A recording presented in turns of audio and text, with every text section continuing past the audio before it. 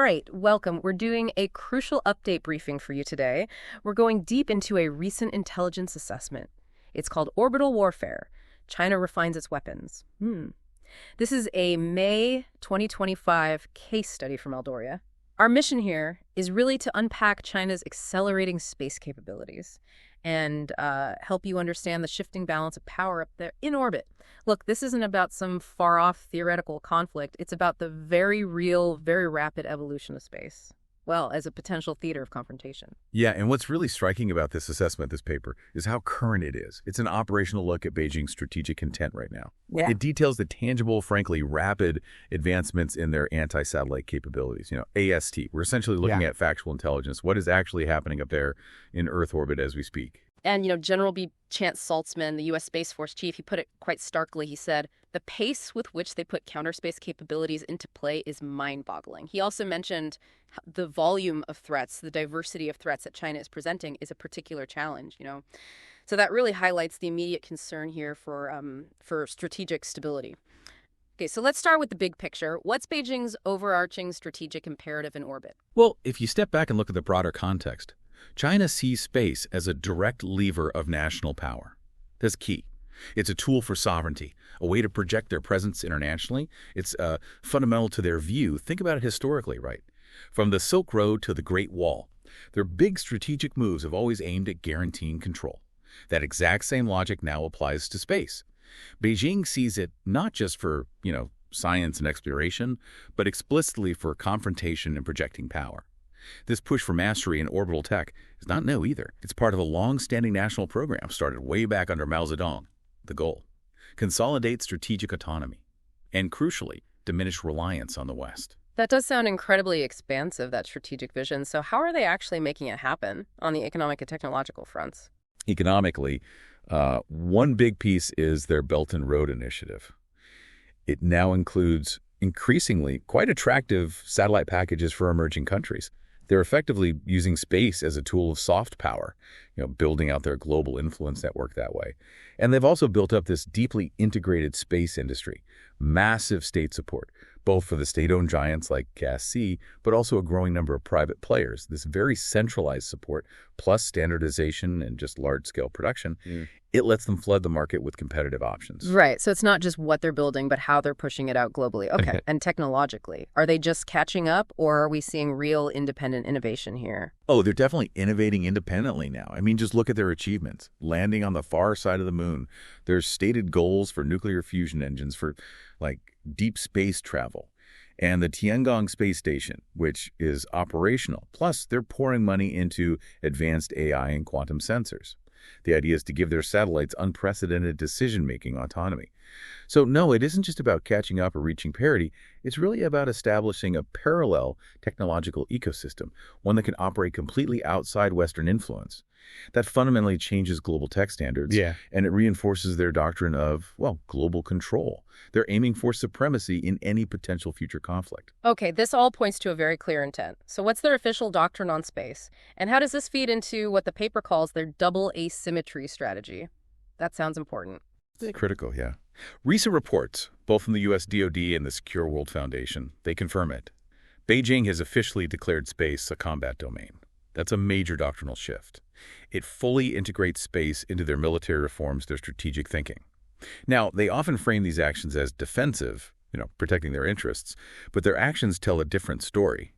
Especially things like ASAT weapon tests and developing these proximity satellites, it shows a much more ambitious strategy. And that brings us right to double asymmetry. Double asymmetry. Okay, break that down for us. So it refers to two key aspects of how they operate.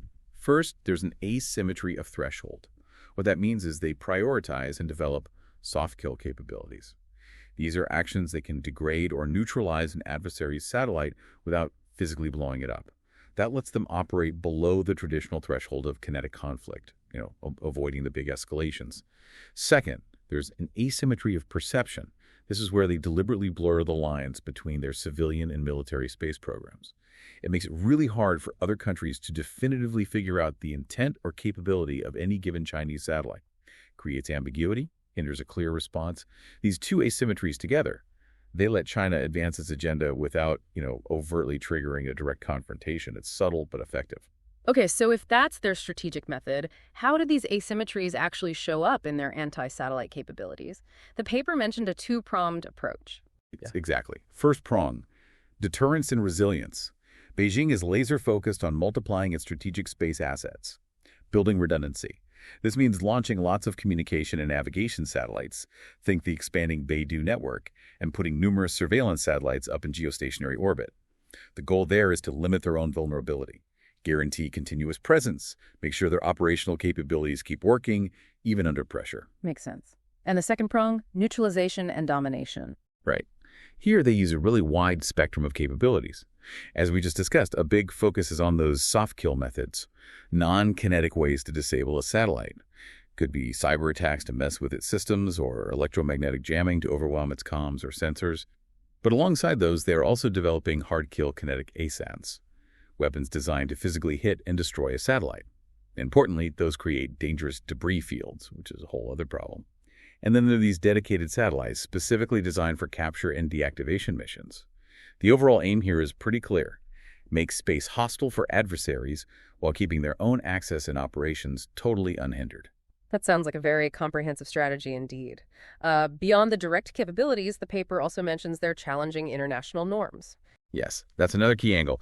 China is actively pursuing, let's call it, alternative space diplomacy.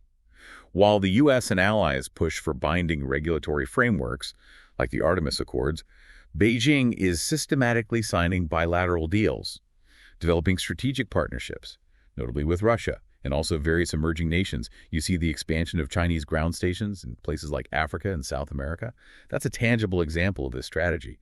They're aiming to build a global space ecosystem that's independent of, and frankly in competition with, the Western model. It's about building a parallel influence network. And the sheer speed of their expansion is, well, it's striking. Can you give us a sense of the numbers involved? The growth is really astonishing. Back in 2000, China had, maybe 10 operational military satellites, just 10.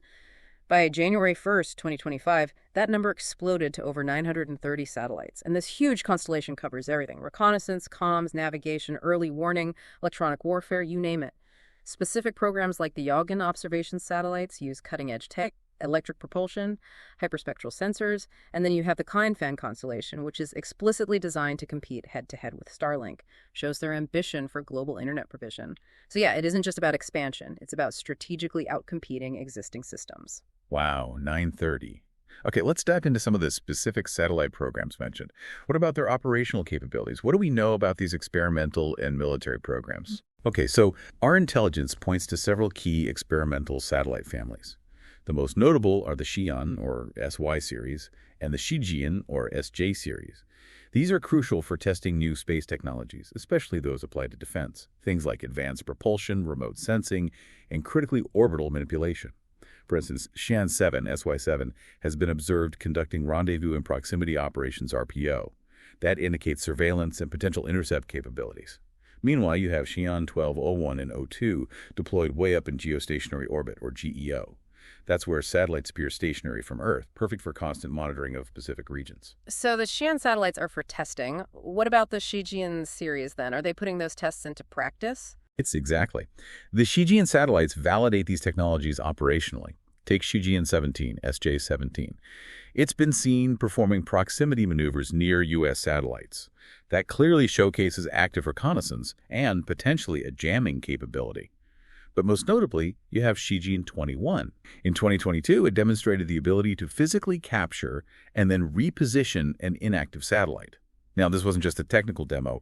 It showed an advanced mastery of orbital maneuvering, and it opens the door for strategic applications like, yes, space debris management, but more pointedly, non-kinetic neutralization of opposing satellites without creating debris. This directly embodies that asymmetry of threshold approach we talked about, using non-destructive means to achieve strategic effects. That's a powerful demonstration of control, being able to grab another satellite. What about their electronic warfare and early warning capabilities? You mentioned those briefly. Right, that's where the TGS program comes in, Tungsten Jishu Xian. This series brings together advanced satellites specifically for military comms, jamming, and electromagnetic surveillance. TGS-3 and TGS-9, for example, are widely suspected to be electronic warfare platforms, capable of jamming enemy signals, disrupting space communications. Then you have TGS-5 and TGS-7 playing a vital role as early warning satellites, specifically designed for ballistic missile detection. And beyond these, remember, their whole space surveillance architecture is comprehensive. It includes Yaogan, Qianfan, and Luditan satellites down in low Earth orbit, LEO.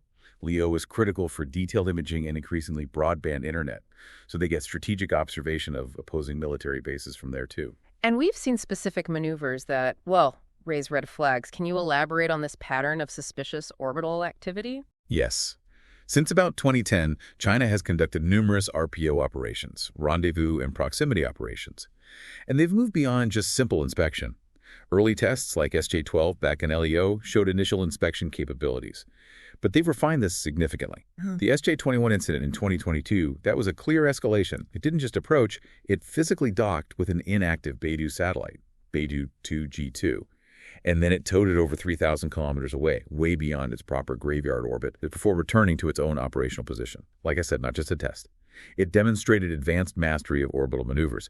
It opens the way for strategic uses of debris cleanup, sure, but much more significantly, neutralization operations. And there were more recent coordinated maneuvers too, right? That sounded even more complex. Absolutely. In 2024, China conducted this really unprecedented demonstration. Coordinated maneuvers involving 5 experimental satellites simultaneously, SY-24C and the SJ-6-05AB pair, all operating together in low Earth orbit. General Michael Getline from the U.S. Space Force actually described this as potentially akin to dogfighting in space. It highlights Beijing's developing ability to simulate orbital combat scenarios between autonomous platforms. Now, this isn't necessarily about high-speed kinetic clashes. It's more likely about practicing a strategy of gradual interdiction, where the ability to track, approach, maybe disorient, or even gently neutralize an opposing satellite becomes a really powerful political and operational tool, again, leveraging that asymmetry of threshold. Okay, moving beyond individual satellites and maneuvers, what about their larger ambitions, these massive constellations? How does that fit into their global reach and space situational awareness dominance? Right. Beijing's ambition definitely extends to these huge constellations. They're designed for global coverage. You've got the Qianfan project, also called Space Sail. It's projected to have around 14,000 satellites. It's explicitly designed to compete directly with Starlink, providing an independent, secure global communications network under their control. Then there's also Guowang. That's a separate 13,000 satellite government project. It seems specifically aimed at controlling strategic communications and potentially denying adversaries access to space comms in a crisis. These are massive state-backed initiatives, and they naturally lead to significant concerns about potential military use, mass surveillance capabilities, basically creating an alternative global infrastructure to the Western one. And given all these assets flying around, how sophisticated is their space situational awareness, their SSA? Can they track everything? Well, the World Secure Foundation's 2025 report is pretty clear on this. China has crossed a strategic threshold in orbital operations and space intelligence. They demonstrate, arguably, the greatest maturity globally in SSA right now. Their architecture is incredibly sophisticated. It combines electronically scanned radars, huge networks of optical telescopes, ground stations across multiple continents, and critically dedicated inspection satellites that feed into this picture. For example, they use the SY-6 series satellites down in LEO. These apparently have ultra-absorbing coatings to help them discreetly monitor stealthy targets. And way up in GEO, you've got SJ-23, SY-1201, and SY-1202 operating in these coordinated patrols. They continuously scan the GEO half-belt, allowing them to conduct targeted inspections of the same satellite multiple times a year, maybe up to 5 times. So this SSA capability isn't just about knowing what's up there anymore. For them, it's become an operational multiplier. It enables active deterrence and supports their space superiority doctrine. So putting it all together, what does this really mean for their truly global reach? Are they pushing beyond their traditional areas of focus, like the Eastern Hemisphere? Absolutely, yes. While their primary patrols historically were focused more on the Eastern Hemisphere, partly limited by their Tianlian data relay system, China is actively extending its geostationary presence westward. We saw the TJS-7 satellite launched to 100 degrees west back in 2022, then followed by HGO-3, positioned at 77 degrees west in 2024. Both of those positions are strategically located directly over the Americas. This deployment likely relies on their expanding ground infrastructure in places like South America. And it reflects a very clear determination to extend China's space surveillance and operational coverage into strategic zones that were previously much harder for them to access. It reinforces their global position and reach. So if you connect all these dots, the big picture is that China is fundamentally redefining the strategic balance in space, but they're not doing it, with a sudden bang or an overwhelming show of force. It's methodical. It's a long-term vision. They seem to favor these weak signals, discrete experiments, tech demonstrations that consistently blur those lines between civilian and military applications. What they've actually built over the last 20 years or so is a complete integrated space ecosystem. It's designed for continuous operational presence, from LEO all the way out to GEO, and the goal is clear: ensuring mastery of their orbital environment and gaining a decisive strategic advantage in any crisis. Okay, so what are the critical implications for us, for space democracies, considering this new operational reality? While Russia, for instance, might take a more direct, sometimes confrontational approach, their efforts seem, well, somewhat constrained lately. China, though, is building profound strategic depth. This paper strongly suggests that for nations like the US and in Europe, our existing space assets, while strong, might not be sufficient anymore for this evolving threat landscape. Space just isn't a sanctuary anymore. It's rapidly becoming a domain for maneuver, for projecting influence, and yes, for potential confrontation. And Beijing isn't necessarily using overt force to impose its vision. It's using constancy, advancing through persistent presence, anchoring capabilities, and essentially creating a technological fait accompli. And that brings us to the really critical question, the provocative thought perhaps, for our own strategic response. In this emerging space order, where China is advancing so rapidly using this double asymmetry, relying on soft kill, blurring civil-military lines, how do space democracies effectively work together? How do we define a robust framework for a stable orbital balance? One that truly prioritizes transparency, builds resilience, and enforces collective responsibility.